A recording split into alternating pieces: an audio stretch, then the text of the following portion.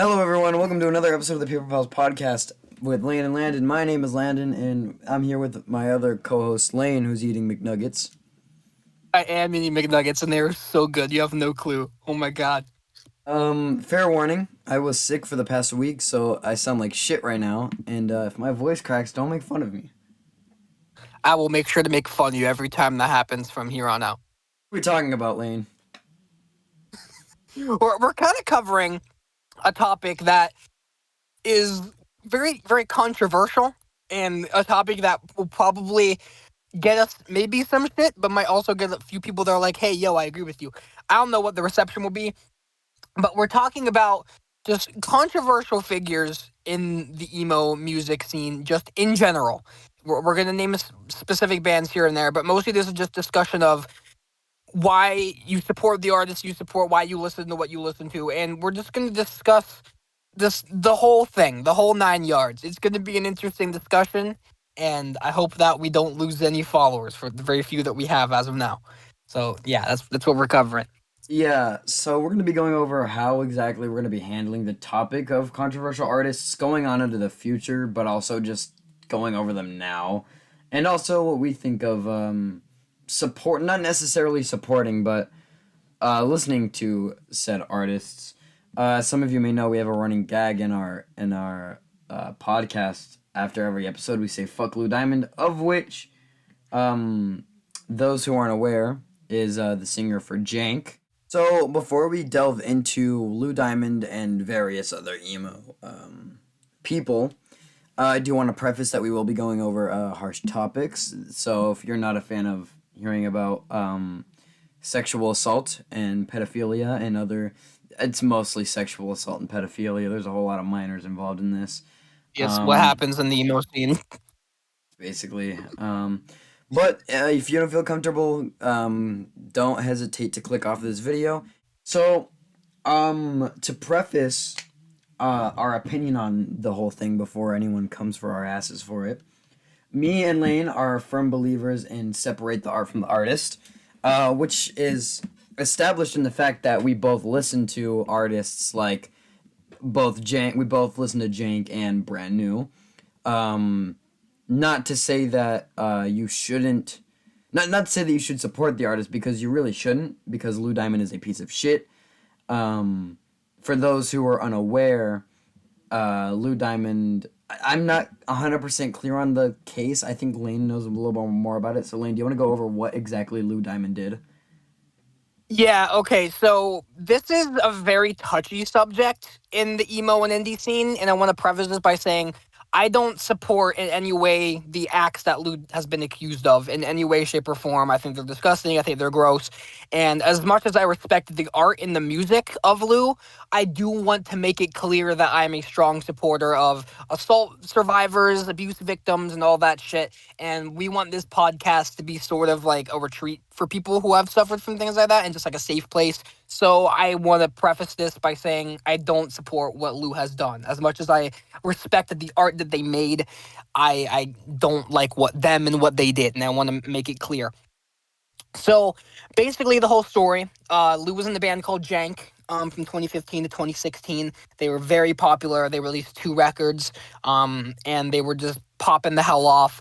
And then their bassist Ruben announced they were leaving the band. He was leaving the band, and after that, all their shit got deleted, and Lou made a statement saying that they were accused of abuse. Now, the abuse that they discussed in this post was a very, like, a lesser crime than what they were later accused of. It was basically them trying to admit to a lesser crime so that hopefully the actual thing that they were accused of, like, ousted for in the scene originally wouldn't get, blown up into the mainstream and everything.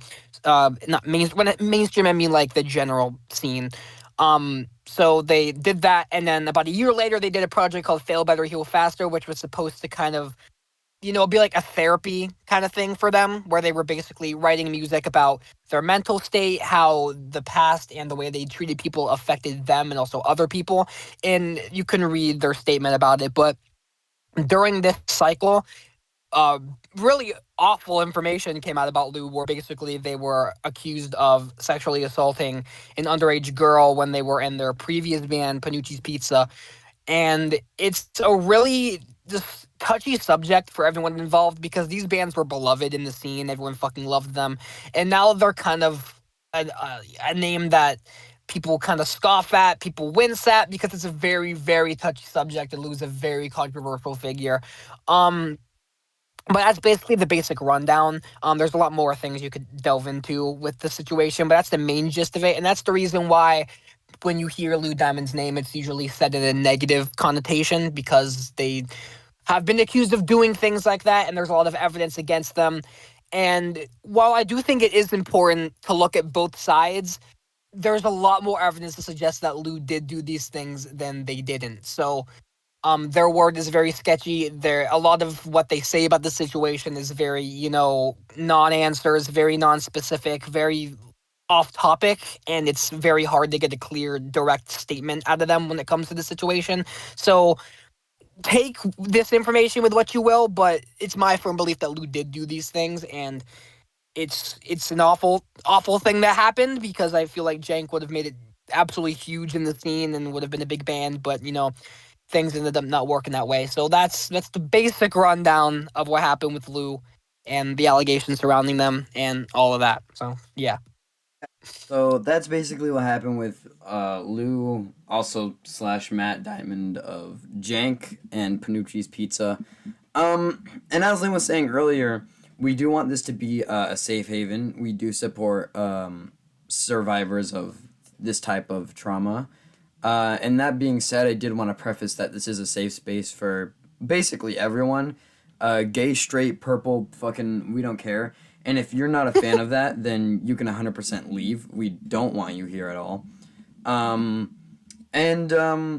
so I just did want to go over that. And of course, I'm sure in future episodes, if we do end up talking about any of these artists, which chances are we will, because as shitty as these people are, a lot of them are amazing artists.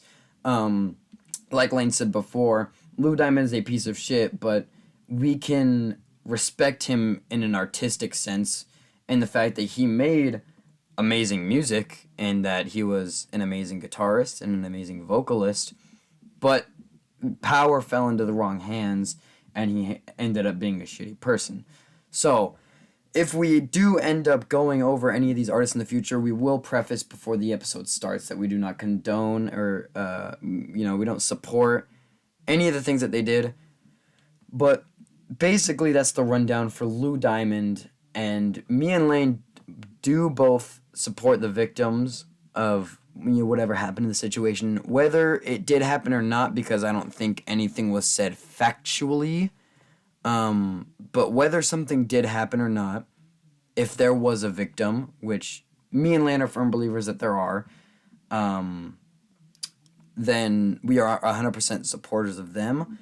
And other than that, we have basically come to the conclusion, a strong conclusion, that we will be covering these artists in the future. And we did want to make this episode just to go over the fact that we do not support these artists and what exactly our stance is on it, because I'm sure we will be in deep shit if we didn't make this episode. And we kind of just wanted to talk about the stigma that it has.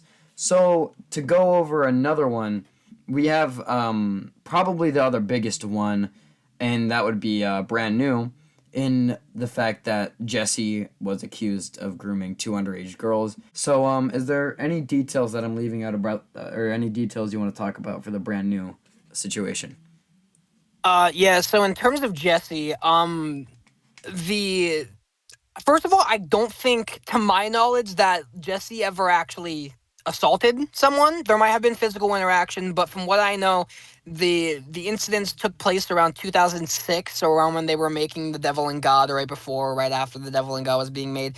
And there was a lot of inappropriate conversation with underage people on Skype, and there are reports of Jesse doing some gross things on Skype calls, and I'm honestly not nearly as educated on the allegations with Jesse as I am with Lou.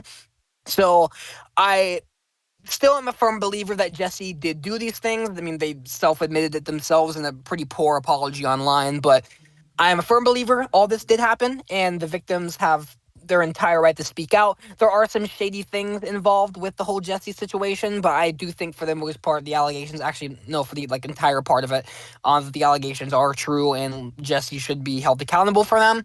And it sucks because Brand New is one of my favorite bands, and it sucks that like the main driving force behind the band is a shitty person, and they did do shitty things, but I think Jesse and just Brand New as a whole is a good segue into what I wanted to kind of bring into discussion for this episode, because we have kind of made the episode so far kind of a disclaimer and kind of a notice for the preceding episodes.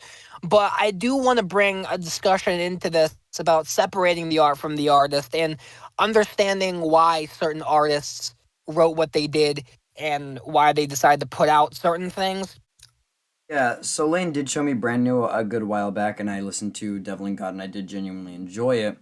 And I was well aware of I'm not sure if they're allegations or if they're fact currently, um, but I was aware of what Jesse had done. And besides that, I think it's just the fact that um, supporting an artist is definitely very different than listening to their stuff. In the fact that giving them a direct stream is giving them a direct source of money. I'm not sure if Jesse still gets paid for Brand New or Taking Back Sunday work. Same way that I don't know. I'm very sure that he doesn't, but I'm not sure if Lou gets still paid off of Jank or his other projects like Panucci's Pizza. Um, so as for the streaming thing, I understand that it's not always ideal to stream your favorite artist, not your favorite artist, but stream a controversial artist that you enjoy because it might be giving them a little more revenue than you'd prefer. But I understand that it's also more convenient for some people. And also, what do you really want to do about it? I understand that you could download the music online and not give them a source of revenue, but it's just really inconvenient for the listener. And I think that even if you do stream an artist, I don't think it makes you a shitty person. I think what dictates you being a shitty person is if you support the artist directly, and in the fact that you think that they're not a shitty person, which a lot of people surprisingly are. Exceptionally with Lou Diamond, there are a lot of Lou Diamond fans that are completely disregarding what he did. And I don't think Lou, or I'm not sure what Jesse's doing right now, but I don't think Lou will ever be coming back. No, Lou is like pretty much gone from the scene. And one thing back on the whole streaming thing with if Lou makes any money off of streams, from what I've been able to gather, they don't make money off of streams because most of the music that's been put up by Lou on streaming hasn't been put up by them. It's been put up by other people or other people that have, especially Panucci's Pizza. None of that was put up by them. None of the accounts are verified either, so no money can really even be made. But also, even if money is made from their music, I'm pretty sure Lou has stated that the money that is made from music that they had made in the past will be donated to certain charities. So if that is the case, then Lou isn't making any money from streams or profit off of music or whatever. So that streams, I guess, are fine there. Directly supporting them though through their YouTube channel that they used to have, and just supporting them and doing all the things that some of the commenters do on that channel is, in my opinion, kind of a boundary, somewhere that I draw the line with that.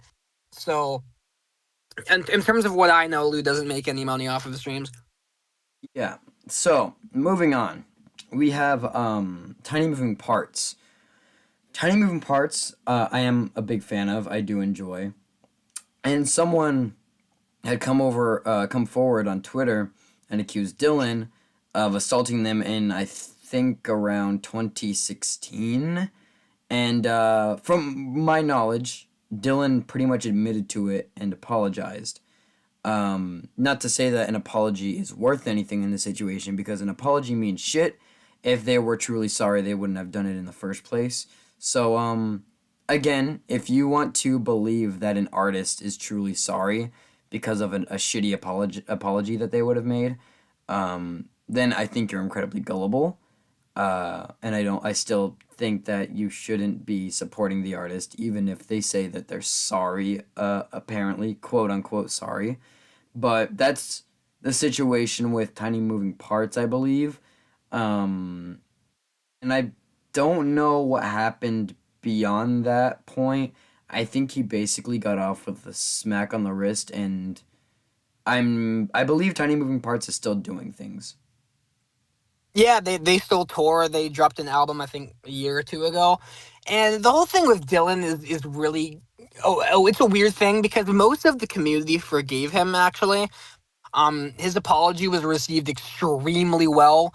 They did a lot of things involving abuse survivors and stuff. And while I do appreciate the work they did after the apology and everything, they still did a really awful thing. And it sucks for me, especially to see something like that happen because Dylan was always like the shining star of that band. He always has a smile on his face when he's performing. He's a very positive person, and to see that they had done something like that, it's kind of a hard thing to grasp, especially when you have a certain image of someone in your mind and they end up turning out to be someone who's done like a vile act like that. So it's a really difficult situation because a lot of people did end up forgiving Dylan because of his apology and all that. But at the end of the day, apology or not, and whether or not you support the apology and whatever they did afterwards, it's still something that they did. They still affected someone's life tremendously with their actions. And the whole summary of what Dylan did is up online. I'm not entirely sure where you can find it, but it's up. Um, it's also a really difficult situation because while Dylan did do some good things after the apology and was able to, regain a lot of people on his side again, they still did a bad thing. And honestly, coming down to just the whole subject of separating the art from the artist, it's overall a personal choice, and there's no correct stance, I think, because as long as you're acknowledging the fact that the artist has done bad things, I don't think there's an issue in listening to the music or not listening to the music. And if you choose to support bands like Jank and Brand New and Fail Better, Heal Faster and Tiny Moving Parts and whatever, and listen to the music, I think that's fine. If you choose to not support the music and listen to the music and all that, I also think that's fine. I think there's no right or wrong answer as long as you're not like endorsing what they did. If you can separate that from the music, get the most of your enjoyment from them out of the music and not what they did, I don't think there's an issue with listening to it. It all comes down to just how you personally feel, and there's no right or wrong answer, honestly. I don't look down at people who choose not to support these, not support, I shouldn't say support, but choose to listen to this music. I don't put people down because I understand why you wouldn't want to, and I'm total agreement that what these people did is wrong. But I also don't hold it against people who do continue to listen to the music and are able to separate that from the art. So it's a very personal question. It's a very individual question, and most people will have a different answer. It's especially with bands that they grew up with or bands that they kind of blossomed with well as they were blossoming in the scene. So it's going to be different depending on who you ask. Personally, me and Landon are people that are able to separate the art, but just know that if we do talk about a controversial band, we don't support the gross things they did. So that's that's kind of that whole thing. Yeah, and I do want to say about what Lane was just talking about, and the fact that although we are very stern on the fact that we do support or not support, sorry, that we do listen to these controversial artists and that we do enjoy their music and that we do enjoy the art, we do not shame people who decide not to because it is 100% understandable why you wouldn't want to. And I would never shame someone for not deciding to listen to Jank or listen to Brand New or Tiny Moving Parts because of something that someone did. Because not everyone is firm on the fact that of separating of the idea of separating the art from the artist, and I understand that, and I understand why they wouldn't be 100% on the idea of that. The point of this video is to preface that although other people aren't, we are, which will basically cover why we're going to be talking about them in the future. So I do want to preface that we also 100% support people um, that don't support these bands. So do you have anything else to say about the tiny moving parts case? Not really. I just think it's a very difficult one because I there's so many people that have just forgotten about it, and it's honestly one of those things where their reputation is honestly not really taken a huge hit from it. It's a really interesting case for me, and while I do love Tiny Moving Parts music, and Dylan is a fucking amazing guitar player that I look up to a lot as a guitarist, as a person, they just the things they've been accused of and the things they've admitted and apologized with to, it's a really hard thing to look past. You know, it's a difficult situation, especially since they haven't really been hindered as a band because of it. So it's tricky. Um, but yeah, it's a tricky situation. So for the next one we have is one that is very controversial, not only in the band itself because of their sheer mass and how big they are in the scene, also in our opinions of it are both controversial. So this one, me and Lane do have our beliefs on, which we might get a lot of shit for, and if we do, then so be it. But the next one I have here is Bart of Mom Jeans, who, from what I remember, was accused by someone of verbally assaulting her and saying that I think Bart encouraged her to say suicide or to commit suicide, told her to commit suicide, and I think he said some stuff that wasn't exactly ideal.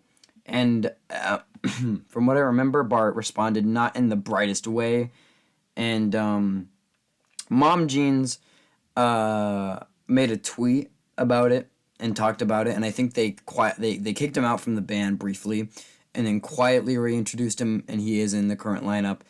And we wanted to go over this because we probably will end up talking about this again if once we go over Mom Jeans.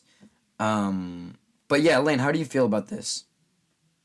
Yeah, overall, the whole thing with Bart is definitely the least serious thing that we've talked about, and I I love Mom Jeans. I saw Mom Jeans live in March. They're a fucking amazing live band, and you guys should all see them. And I guess that kind of reveals how I feel about Bart. I don't think Bart is a bad person for what they did, and considering that they were extremely young when this happened, and they were in high school, and I don't agree with what they did, but you'd be lying if you said you weren't also kind of a piece of shit in high school, you know? And we've all said awful things to people that we wish we could take back, you know? I don't think it's necessarily showing of Bart's character now. I don't think that Bart is the same person that he was back then. And while words can be hurtful, it's not to the magnitude of sexual assault where that pain and agony of having someone force you to do something you don't want to do lives with you like that, you know? So, well, I don't like that Bart did those things. I think that they were extremely young when it happened. High schoolers are fucking stupid and soulless people. And I think Bart has shown enough growth as a person to just be forgiven of these things. It's just high schoolers being shit people, and all high schoolers are shit people.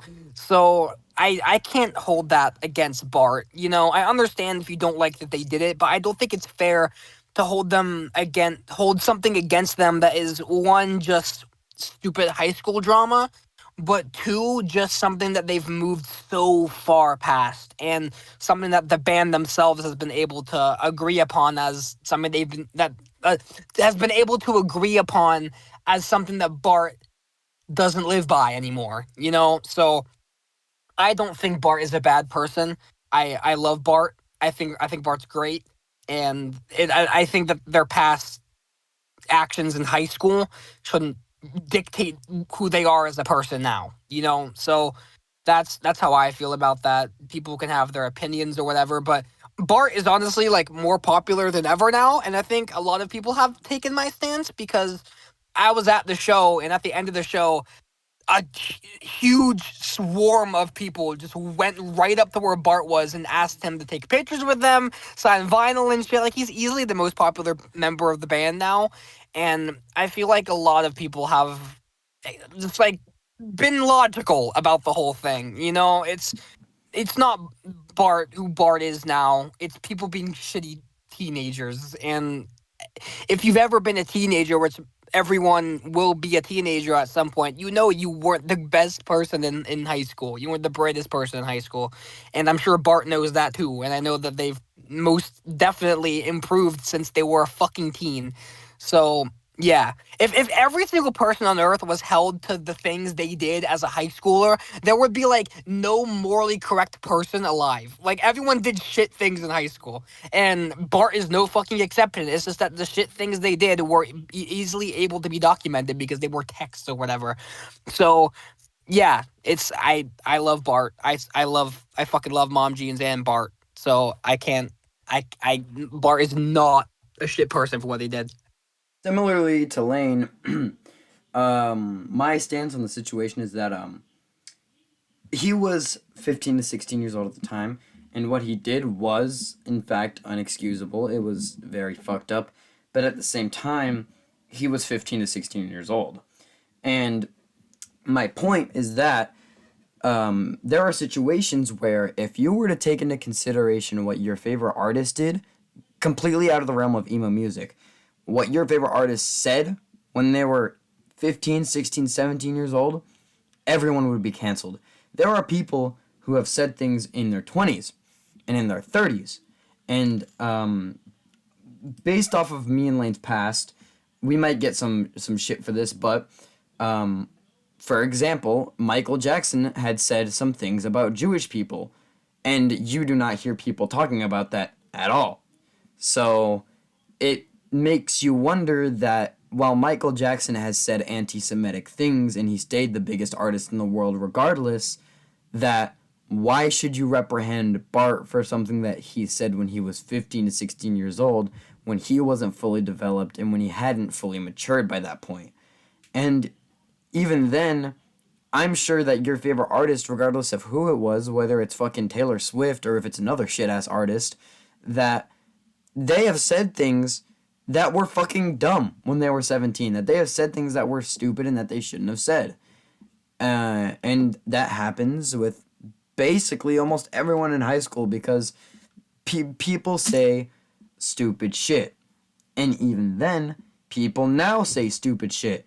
And for some reason, everyone just decided to forgive Kanye after he said the most anti-Semitic shit and was wearing a fucking hood and fucking made that swastika looking Yay 24 design, and people fucking forgave him for it. For what reason? Yet we shouldn't forgive Bart for what he did because of what he did when he was 16, which is why, again, similarly to Lane, I don't I don't stick it to Bart for some shit that he did a long time ago that he's not really necessarily responsible for now.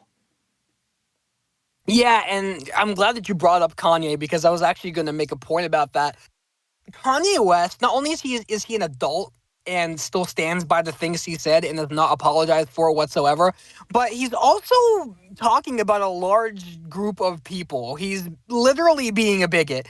And compared to what Bart did, which we don't know a lot of the other side, maybe the other person was egging him on, maybe it was just fucking high school beef, but whatever the case may be, it was beef with someone in high school. He wasn't being anti-Semitic or being fucking blatantly abusive physically towards someone or constantly berating someone with homophobia or shit like that. It was petty high school drama that resulted in some strong words being said. It's not like, yeah, holy shit, I just burped so loud. It's not like Kanye, where he has actually like marginalized an entire group of people and is supporting fucking Hitler and shit. It's Bart being a fucking dumb kid. You guys were all fucking dumb kids. Every single fucking one of you listening to this podcast did fucking dumb shit when you were kids. I don't care if it was fucking smoking or drinking underage or fucking speeding or whatever the fuck. I don't care what it is. You guys all did stupid fucking dumbass shit when you were teens. Bart did too. It's just that he happened to be in a band and someone had shit that they could leverage against him that he did when he was a fucking teen. If it was abuse or something, like if it was actually like physical sexual assault, like yeah, that's something that can't be overlooked. That's not okay at any age, and a teenager would know that. But a teenager, when it comes to like just saying stupid shit, like teenagers have so many like fucking chemicals in their brain and so many fucking emotions and shit, and they're still learning about what's okay and not okay to say. So shit like that is just it's such a stupid thing to hold against someone. Whereas, like I said earlier, with sexual assault, like a 16-year-old knows that assaulting someone is not okay, you know, and that's something that I feel like should be held. They should be held accountable for, regardless of what their age is. But stupid like insults and shit towards someone as a high schooler is just it's stupid. It's a dumb thing to hold someone against, and I will firmly stand by my support of Bart, and I fucking love Bart. I was really like inches, like feet away from Bart on my show, and I fucking loved it. It was great. I fucking love Bart, and everyone else seems to love Bart too. So I don't know. That's our stance on the situation. It's something I expect people to disagree with us on, and that's totally fine. If you don't like Bart for what he did, that's fine. But I can't really see your stance in terms of like you being logical about everything. But you do you, man. That's totally cool. I'm not shitting on you for it. But me personally, I fucking love my boy Pickle Bart. So Yeah, so that's our stance on Bart. Probably the most controversial one here. Not because of what he did, but because of our stance on it, and some people might not agree with it. Although general consensus is that a good amount of Mom Jeans fans also agree with us in that we love Bart, and Bart is great. This next one, I did want to touch on just for the sake of touching on it. Whether you consider them emo or not, I would. But Pine Grove had some allegations against them. that's right. Yeah. Yeah, Evan was accused of sexual assault. I think in a relationship that he had with a fan. Um, and then I think he said some stuff, and then they went silent. That whole band, Pine Grove, went silent. Um, and then I think they kind of just like disregarded everything that happened, and the fact that I guess they thought that Evan really did nothing wrong. Um, and then some people in the scene, like Jake from Modern Baseball, um, talked about the fact that Evan wasn't a completely honest person, and that the fact that he can't be completely believed in what happens, whether he says like, even if you were to admit what happened, it could be worse than what he's saying. And Pine Grove is still doing things. If anything, they're as big as they've ever been. And I don't know, Lane, do you know anything about this? I know literally nothing about the Pine Grove allegations. I heard about it because, they were trending on TikTok like crazy last summer, and everyone knew them all of a sudden. And I did see the allegations popping up again, but I'm not, entirely well versed in their music enough. I know Nick loves Pine Grove, but I'm not too well versed in the music, so I haven't really looked into that. But from what you've told me just now, with the things about Evan, yeah, I wouldn't doubt that they did the things they were accused of. It's just something I need to look into more. But again, just like you said for all these bands, if you don't want to listen to Pine Grove because of the allegations, that's totally cool. If you're still okay with listening to the music and bumping it, that's also fine. I know there's a lot of new Pine Grove fans because of all their, popularity on TikTok right now. So that's entirely up to you. But yeah, Pine Grove is one that a lot of people don't mention, and I think it's an important one to talk about. Yeah. And so the final one that I want to go over is modern baseball, in the fact that the biggest crime they've committed is indefinite hiatus. They are not on Yes. hiatus. They are over. Please come back, modern baseball. We really No, miss no, you. I did want to talk about one more, and this one's really personal to me. We got Michael Jackson, Oh, and and, no, and yeah, Michael no. Yeah, he did something. That was yeah, no, that one Michael Jackson. my favorite. He's my favorite Midwest emo artist. No man, when he went on stage with fucking I don't know, Dikembe and fucking did a performance of Earth Song, and it was really powerful, and it really moved me to tears. And then Modern Baseball reunited, and Yeah, Title it's pretty Fight came wild. back, and it would I don't know, man. Although I do wanna preface one thing before we end this episode is that one more controversy, very small, borderline, not even heard of, was Origami Angel actually. Ryland, early on, I think a little early on into the band, maybe not too early, but a couple of years back, Ryland had a controversy with, I think, an executive from their old label, Chatterbox Records. Her name was Alexis, I think it was. And I think, I forget exactly what it was, but Ryland, I think, wanted, I think, out from the label 100%. I do not know exactly what happened, but I think he just didn't want anything to do with the label, and Alexis, I think, was angry and accused Ryland of putting her through some shit. Chatterbot Records tweeted this, and they said, "This is what Ryland of at Gami Gang put me through. How and then they added someone, I don't know who that is, but and others in the scene protected him and attempted to discredit my abuse. This is why you never heard from me again." And then I guess they tried saying something about Ryland, but it was a bunch of petty bullshit that was immediately shut down. That it was just some shit that between two people, and that someone had, I think Alexis or someone else had said that she had DID for a while, um, and that she also kind of discredited what she said and the fact that she was not in a right headspace. From what I remember, Ryland was just put in a very bad spot. Um, and since he's out of Chatterbot Records now, he should be fine. Ryland didn't do anything. To preface, he did not do anything, but I thought it was worth bringing up the fact that this did happen. Um, and it's just something that I thought I would bring up in the fact that controversy um, was around with Origami Angel, despite them being similarly to Modern Baseball, a almost angel band.